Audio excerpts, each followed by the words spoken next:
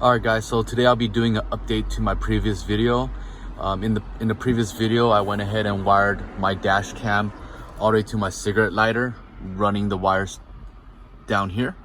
I'll be actually hardwiring it this time so that I can record when the vehicle is off. So I really didn't have to run the wire from the top down. I'm actually going to be running it through the driver's side, through the side area, and then I'll be tapping into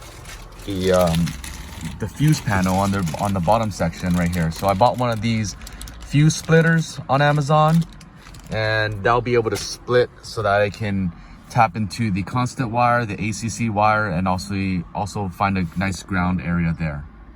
So unfortunately with this hardware kit, it has this big knob that makes it very difficult for me to run a clean install through the headliner. What I'm going to have to do is to pop these things out, and then there's going to be 2 screws underneath, and that'll loosen up the headliner so that I can run the wires through the top.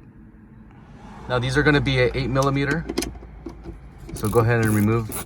Now with the headliner being a little loose, I was able to shove that bulb in there, and now I can continue running the wire all the way across to the driver's side pillar area. Now once the wires ran across, I get to this point, and I'm going to go ahead and cross over to this line and then pull it down the sealant area all the way down.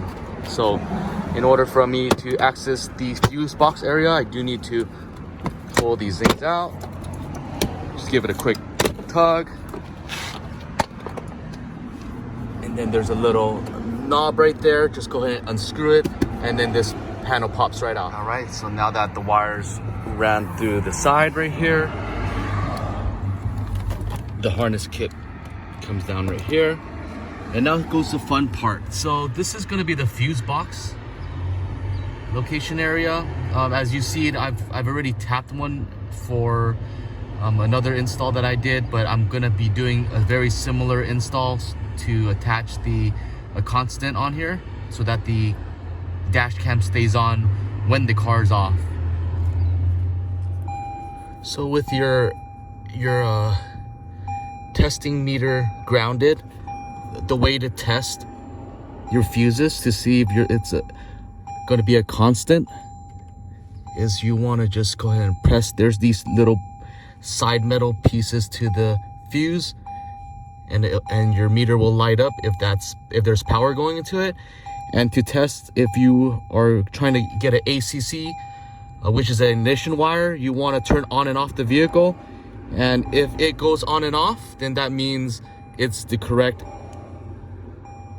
ignition wire.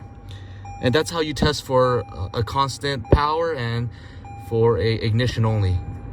Okay, so for these fuse splitter taps, the add-on is going to be on the top side, and the one closest to the connector is going to be for the original slot. So this is how it should be wired. They did include these low amperage 5 amp fuses, which should be sufficient for the hardware kit.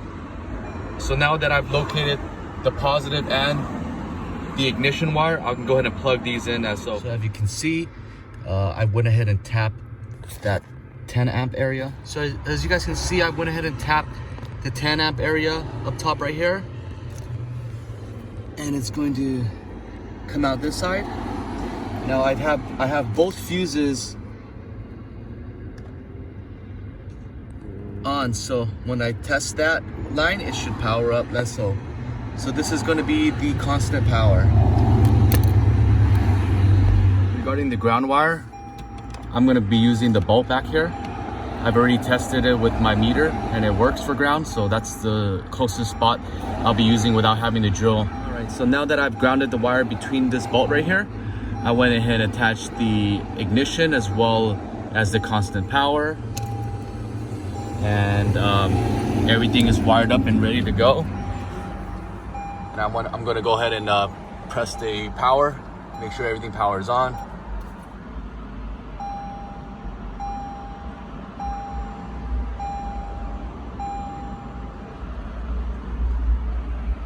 I see the red light, so it is powering on. There you go.